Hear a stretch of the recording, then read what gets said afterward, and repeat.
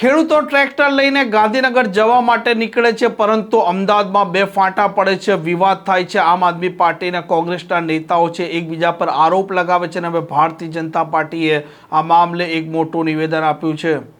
વૈષ્ણવજન તો તેને કહીએ જે પીડ પરાઈ જાનાને રે।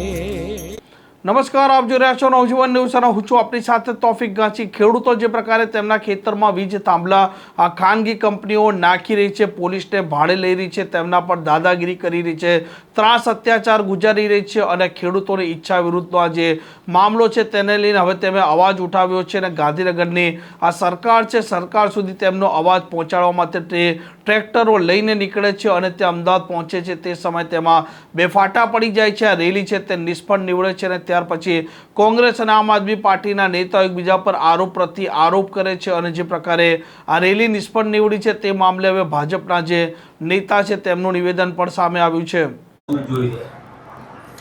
જો કોંગ્રેસે ખેડૂતોના નામે ગુજરાતમાં રાજકીય રોટલા શેકવાનું બંધ કરવું જોઈએ અને ગઈકાલે જ આપણે જોયું કે હવે ખેડૂતો પણ એ કોંગ્રેસનો વિરોધ કરે છે।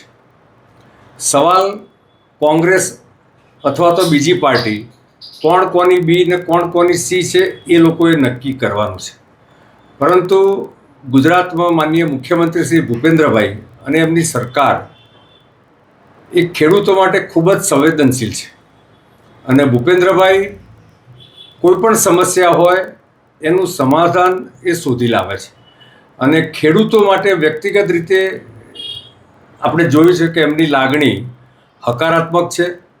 ભૂતકાળમાં પણ અનેક પેકેજીસ દ્વારા ખેડૂતોને એમની માગણી અને એમની લાગણી કરતાં પણ વધારે સહાય માનનીય મુખ્યમંત્રી શ્રી ભૂપેન્દ્રભાઈએ આપી છે।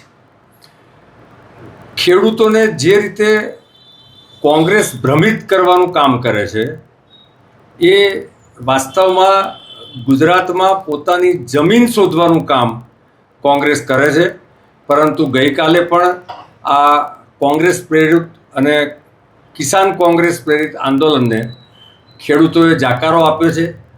ગુજરાતના મોટાભાગના ખેડૂતોએ આ આંદોલન સાથે પોતાની જાતને દૂર રાખી છે અને જોડાયા નથી। આમ ભારતીય જનતા પાર્ટીના પ્રવક્તા ડોક્ટર અનિલ પટેલે કહ્યું છે કે કોંગ્રેસે ખેડૂતોના નામે રાજનીતિ બંધ કરવી જોઈએ। કોંગ્રેસે ખેડૂતો છે તેમને ભ્રમિત કરવાનું પણ બંધ કરવું જોઈએ અને તેમણે આમ આદમી પાર્ટીનું નામ લીધા વિના તેના પર પણ પ્રહારો કર્યા હતા।